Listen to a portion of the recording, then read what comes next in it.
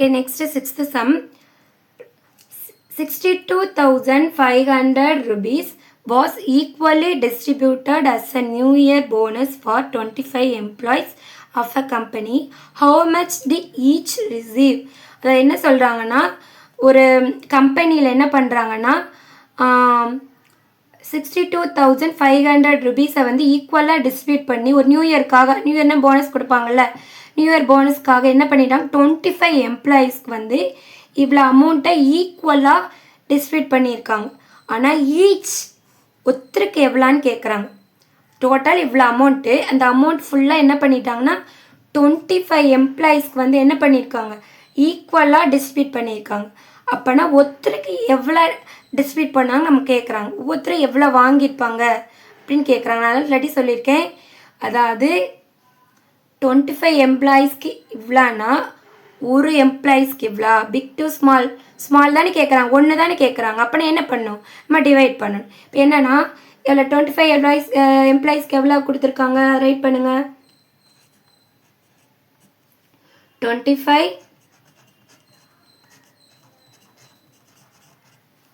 எவ்வளோ அமௌண்ட்டு,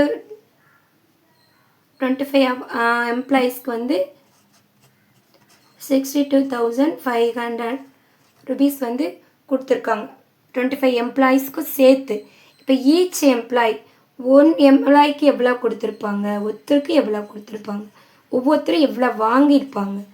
அப்போனா என்ன பண்ணணுமா, இந்த அமௌண்ட்டை 25ஆல் டிவைட் பண்ணுங்கள். 62,500 நம்ம என்ன பண்ணணும், 25ஆல் டிவைட் பண்ணணும். அவ்வளோது, வேறு ஒன்றுமே கிடையாது. சரியா?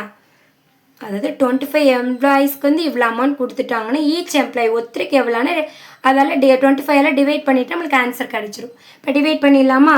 சரி, இங்கே டிவைட் பண்ணுறேன்.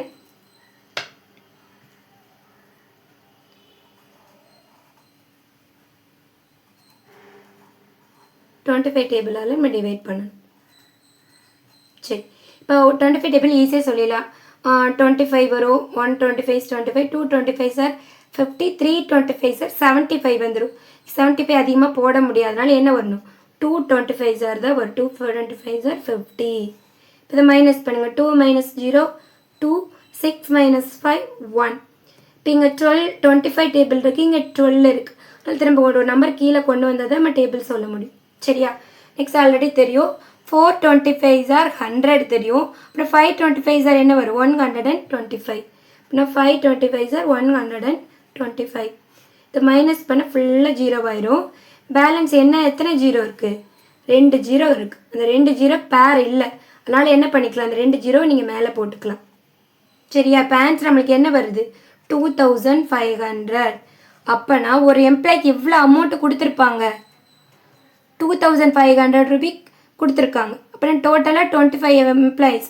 இப்போ இதையே 25 மல்டிபிள் பண்ணிட்டீங்க, நமக்கு இந்த அமௌண்ட் கிடச்சிரும். அவ்வளோதான். சரியா?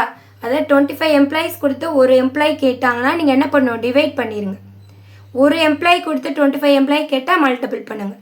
இப்போ ஸ்டெப் எப்படி எழுதணும், ஹவு மச் டிட் ஈச் ரிசீவ்னு கேட்டிருக்காங்களா, அப்படின்னா என்ன எழுதலாம்,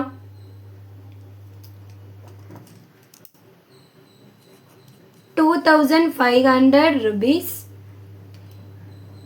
ஈச் ரிசீவ். அவ்வளோதான். ஒவ்வொருத்தரும் எவ்வளோ பெற்றுக்கொண்டார்கள், 2500 rupees. ஓகேவா? ஓகே, நெக்ஸ்ட் சம் போகலாம்.